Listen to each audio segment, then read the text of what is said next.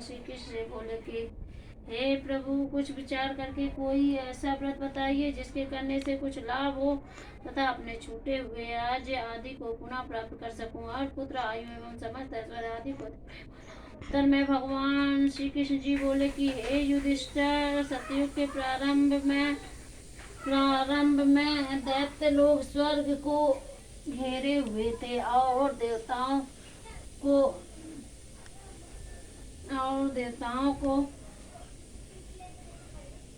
देवताओं को अत्यंत दुख देने लगे थे। तब इस दशा को देखकर देवराज इंद्र ने भी यही युक्ति मुनि श्रेष्ठ नारद जी से कही थी। देवराज इंद्र से ऐसे वचन सुनकर नारद जी ने एक कथा सुनाई थी। वह इस प्रकार है। नारद जी बोले, हे देवराज, प्राचीन काल में एक सुंदर नगर था जिसकी भूमि रत्नागर्भा नाम से प्रचलित थी। वहाँ के पर्वत रत्नों से भरपूर थे, जहाँ पर रमणियों के कटाक्षरों के मंथन से तीनों लोकों को वश में कर लेता था, और जहाँ धर्म कर्म और मोक्ष की उत्पत्ति होती थी। वह इस नगर सुंदरता में संसार के लिए आभूषण के समान था।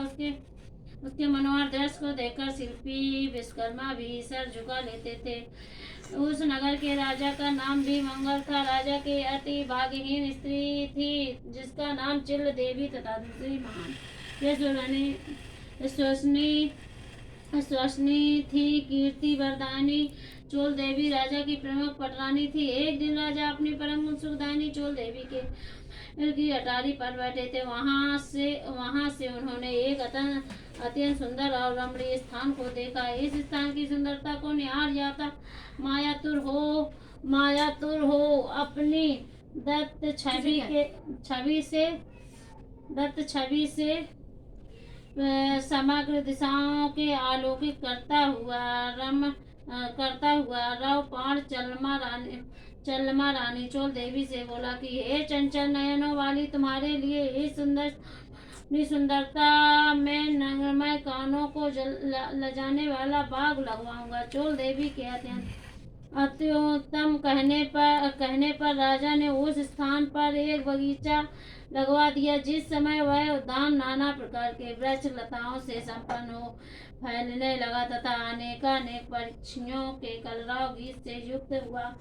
भाग्यवश एक दिन उस बाग में एक भयंकर बारह ने प्रवेश किया। वह बारह ऐसा विशाल था कि उसकी गगन चुंबी छोटी मेघ के समान भयंकर कठोर स्वर, चंचल नेत्र तथा विशाल जबड़ों से सूर्य चंद्रमा को दबोचने वाला यह बारह बगीचे को रंगकर नष्ट करने लगा। श्री कृष्ण जी युधिष्ठिर से बोले, धर्मराज, उस बारह कितने ही उद्यान रक्षकों को मार डाला, कितने ही दंत प्रहार से वृक्ष उखाड़कर फेंक दिए और वृक्ष संघर्ष से समूल नष्ट कर दिया। तब बाग के बचे हुए रखवाले अति भयभीत होकर सब हाल राजा के पास जाकर कहा, हे सुन, राजा के नेत्र क्रोध से लाल हो गए और अपने समस्त सिपाहियों को बारह को पकड़ने की आज्ञा दे। खुद भी मदमस्त हाथियों के समान बाग की तरफ चल पड़े। आशों का विशाल दल वस्त्र रूपी पृथ्वी के प्रवाह से समस्त पर्वतों को विचलित करता हुआ अपने पैदल सिपाहियों के द्वारा राजा ने घेर लिया तथा अत्यंत गंभीर स्वर में सभी सिपाहियों को अवगत कराया कि जिसके सामने से यह बारह भागकर दूसरे वन में गया तो उसका सिर शत्रु की भांति काट डालूंगा। माई अरे पोछवा कैसन है? सही है, ये नया निकाला था। अरे भाई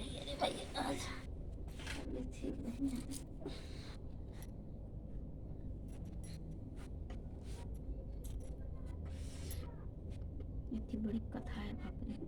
वह बारह राजा के ऐसे कठोर वचन सुनकर उनके ही सामने से भाग निकला और राजा आसक्ति खड़े ही रहे और अपने कहे हुए वचनों से स्वयं लज्जित हो गए। तुरंत घोड़े पर चढ़कर पीछा किया और एक जंगल में जिसके अंदर बाघ, सिंह आदि हिंसक जीव रहते थे, वहां जा पहुंचे। तमाल, ताल, अर्जुन आदि उनके ब्रज तथा झिंगरों के स्वरों से शब्द विहड़ों में राजा उस सुअर को खोजने लगा। खोजते खोजते कुछ समय के बाद जब सुअर राजा के सामने आया, तब राजा ने ऐसा बाण मारा कि जैसे हरि ने ब्रज के द्वारा पर्वत के शिखर तोड़ डाले थे, उसी तरह से राजा ने सुअर को मार डाला। तब वही गंधर्व स्वरूप कामदेव के समान वेश धारण कर राजा से बोला कि हे राजन, तुम्हारा कल्याण हो, तुमने मेरी मुक्ति कर दी। तुम मेरा वृतांत सुन लो, जिसके मिलने से मैं इस प्रकार की योनि में आया हूँ।